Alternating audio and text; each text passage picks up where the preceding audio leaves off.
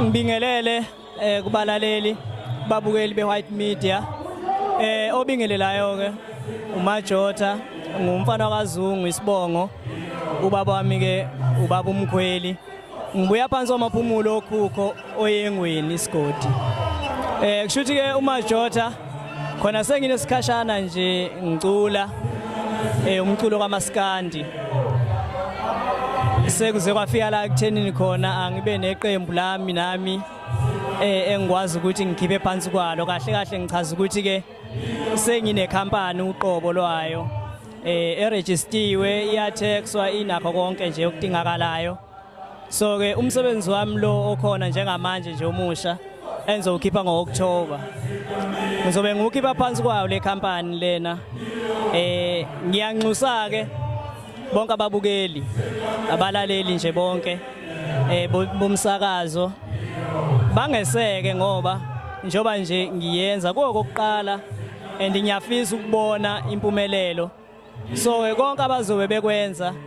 ngineqiniso lokuthi bokubona ngolunye usuku ngoba imali abazobe beyifaka emaphaketheni wami uqobo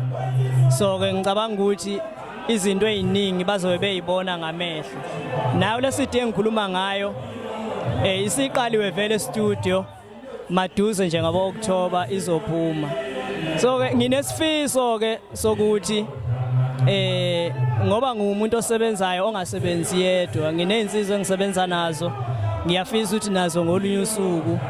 zikwazi ukuthi zifike kuleli zinga engikulona ziqhubekele futhi phambili nezinye ke iseceleni engicabanga ukuthi ngolunye usuku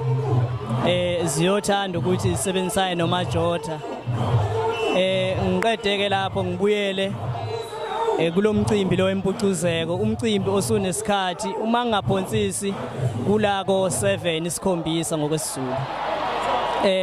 ngicabanga ukuthi ke ukufika kwethu la siqale kakhulu besibancane ngokwezinga sakhula sasafika la sikhona ubaba umcineka nethimba lakhe nje lonke ngicabanga ukuthi abakwenzayo ukuthina sisonke siyabaculi kuhle kuyancomeka